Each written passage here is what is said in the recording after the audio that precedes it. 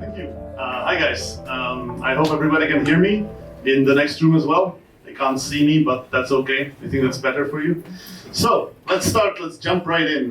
My topic is called Under the Hood, and I kind of want to talk a little bit about the work I do at Kiwi.com and guide you through the story, through my story of what actually happened to me, and tell you a couple of examples of things that happened to me during my work at Kiwi.com.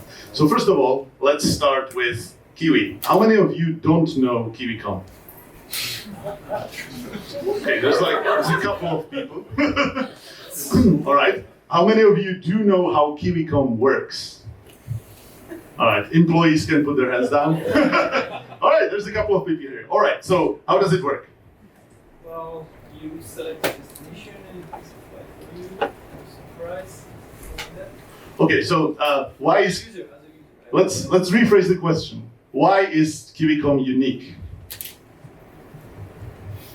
That's because they use algorithm that actually use various data from different sources and combines them and finds the best route for the best price from various sources. Okay, so let me rephrase that question again. Why is it unique for the traveler? You have a cool map on the home screen. Okay. Running flight from several airlines. Exactly, we're combining flights for different airlines that normally don't really work together, right? And this is why it's unique, but it's also why it's very complex and why nobody has done it before. Because, as you grow with these different data sources that provide all these flights for travelers and start combining them, then you have to start covering different things that you didn't really think about before. Like, okay, so what if something happens? We need to support these people that are traveling. So my role at Kiwi.com is actually in products for customer support, for our customer support department. And when I started there 2 years ago, it was kind of interesting because I came to a company that was very young, growing very quickly. And of course, the complexity of the company as well as the people in there and the products started to grow exponentially as well. So that was basically my starting point. Very complex environment, very complex product. So I was kind of tasked with a product that was already being built for some time, not very successfully. And so I was thinking about how to actually start. There's so many different people that are working on the product, with the product. There's so many different users and so many different stakeholders. So I decided, okay, we need to simplify this. And so we simplified it in a way where we will focus with maximum effort on the features and on our customers. Our customers being the customer support agents who are helping you guys travel around the world. So we did that, which kind of worked in some ways, didn't work in other ways. We learned that our stakeholders also have feelings and they kind of want to be involved in the decisions we make and the directions that we drive the product towards. It's not about they would disagree with us and they would say, you should have done something differently. That's not the point. That was okay. But if you're not getting involved, then you feel left out. And so our first learning was we can't leave the people left out, feel left out.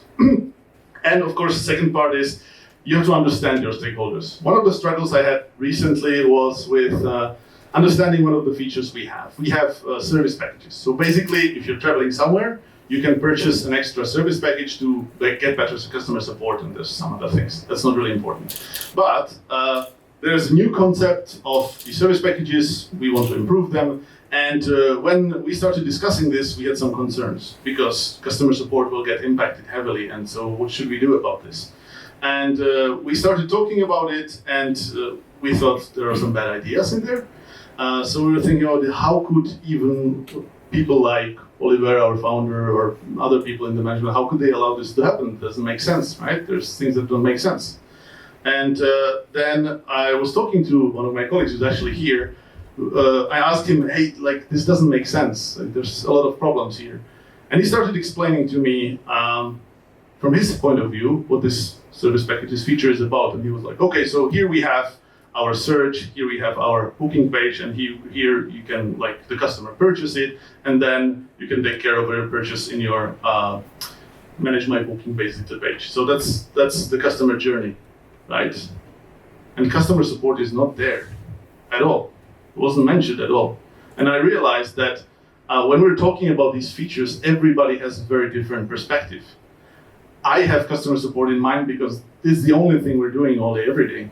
But for other colleagues in our company, it's not that obvious. That the product for the end user is a little bit different. So think about it when you talk about to your stakeholders and think about what the fuck is this? What kind of feature you want. Think about it from their perspective as well, because they might not be realizing things that you consider automatically to be like common knowledge. So that was the first part. As an example of how complex our environment is, this is a part of our structure, organizational structure in engineering, which is basically also our stakeholder map. Why? Because almost everybody is a stakeholder for our product in the company, because customer support impacts basically everything in all stages of the product. So the complexity is very high. So when you start actually driving forward, you start looking at the people around you. You start thinking about, okay, so we figured out about these stakeholders initially, let's start involving them a little bit more. So we started prioritizing on high-level features, like we're telling them, okay, so we have, for example, quarterly planning. We will plan these couple of features. These are the priorities. Does it make sense to you? This is why we have chosen them, and so on. Great, right?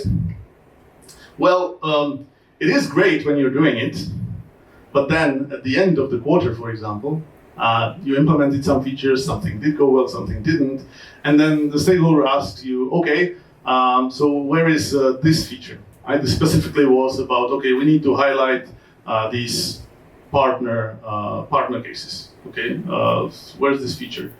And we're like, this is completely below the high level level. Basically, this is something much more detailed. And we realized that, okay, when we're thinking about features on high level, it's nice, it helps us prioritize on high level, but it doesn't mean that the stakeholders are going to be happy, because we need to understand what that feature is from their point of view, right?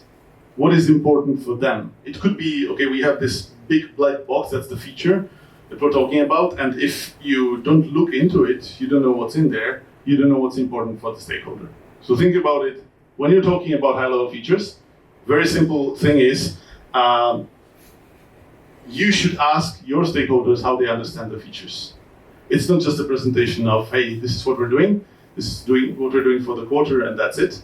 You need to ask, hey, so what is this for you? What does that mean for you? And then when they start explaining, you will start understanding how they actually perceive these features. And then you will have discussions on the important topics. Okay, so where are we going with this? When we started driving the product, started involving the stakeholders, we started thinking about, okay, so what is our vision? Our vision for the product that we're doing is to be a guide for our customer support agents, so that when there's a problem on our customer side, they have a guide that helps them resolve it through our technical product. And we're going to use common sense, so we're going to assume that, okay, these people are normal people, they understand several things, so we can create the guide for them so that it helps them in the process. The problem is that common sense is not really so common. What does that mean? So our customer support agents are people here in Brno, but are also people all around the world. In India, in China, in all other countries. What does that mean? Well, you know that, right? You're working in companies who work with people from different environments. So it means their culture is different, their understanding of some basic things is different. But what I didn't realize is, we all know this, right? But what I didn't realize this on like the core level is, if you're calling a customer support agent and you're traveling, I don't know, from Brno to Vienna, or you're traveling from Brno to London, right? It's a simple flight. And you have some problem on the airport. So you're calling the customer support agent.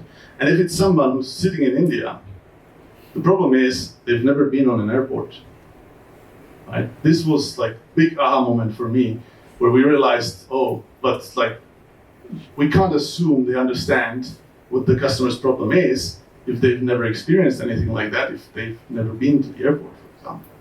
So then suddenly common sense means something entirely different. And for the product, it can mean something completely different, if you think about it from the user perspective. right? Suddenly you need to explain even basic things that you assumed are okay because the customers don't really understand them. That's okay. All right.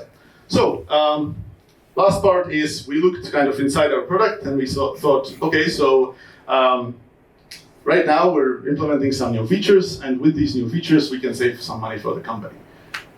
Right? Very simple. Usually that's what the features are. We bring more money or we save some money. If we bring more money, it's very simple. You can calculate it usually very easily. If you save some money, it's a little bit more complicated, but it can be used as well, right? So you can sell some machines, you can fire some people. Well, the problem is that it doesn't really work that way in reality, right? So you're saying, okay, we have these 50 people doing this job, and after we implement this feature, we will only need 40. So we will save 10 FTEs, as we call it. But does that really happen? Sometimes it does. Sometimes people get fired. It's okay, but sometimes, usually I would say, it doesn't really happen. Because people don't just suddenly disappear. So we started thinking about it from a little bit different perspective. You can't really magically make people disappear. I'm calling it the value of opportunity. So instead of saying, hey, we're saving this amount of money to the company, is, okay, so since these people are not gonna have to do this job because we're saving some time, it means that we are providing an opportunity to use that time in a different manner. So this is the value of the time of these people that you can now use for something else. Right? It doesn't mean you're gonna save that money, you're just not gonna cut the costs, but you can use them for something else, something maybe more useful. That's the idea behind it. All right, well, that's basically almost it. So first of all, just the 4 takeaways that I have here is try to understand your stakeholders, let them explain to you what they think the feature is so that you understand it better. As I said, explain by listening, and don't really assume that common sense is something that everybody understands, right? If people haven't ever been to the airport, they can't really perceive it the same way that we do. And think about the value of opportunity instead of thinking about the actual saving the costs. Right, I just want to mention one last thing, how we currently approach the product to kind of maximize the value that we're delivering. First of all, we have a small user group. We have picked a couple of random people from our agents in Brno that we meet with regularly, every 2 weeks, and we get their feedback. This provides us the kind of low-level view, where the actual user, the actual customer, is able to tell us, hey, my team or people here feel like this is not okay, or could you do this, that would help us, and so on. This is very low level, and that helps us prioritize small features and small things that will improve their daily work. On stakeholder management level, we had a lot of different struggles, but right now we want to approach it in a way where we kind of want to get the stakeholders together and really talk about the features so that we can hear their perspective and what's important for them so that we can incorporate it into what we're doing. And last part, instead of just having high-level prioritization, we are having a drill down available so that when you're looking at a feature, you can also say, oh, there are 10 features planned for this quarter, but I'm interested in this one and I want to see the details. So you're actually able to get there into the details of what's going to happen and what's in there. All right, that's it from me. Thank you.